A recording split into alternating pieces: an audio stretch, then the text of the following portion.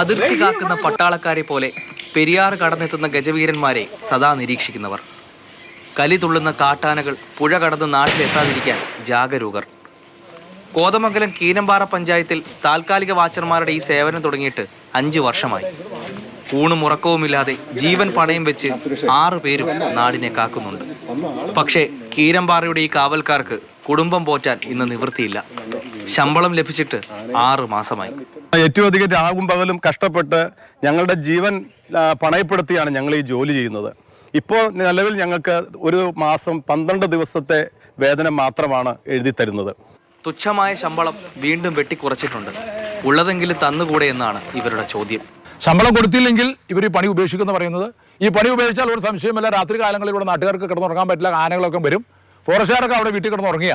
താൽക്കാലിക ആനവാച്ചർമാരോടുള്ള ഈ അവഗണന തുടർന്നാൽ പ്രത്യക്ഷ സമരത്തിലേക്ക് കടക്കാനാണ് പഞ്ചായത്തിന്റെ തീരുമാനം. മാതൃഭൂമി ന്യൂസ്, കൊച്ചി.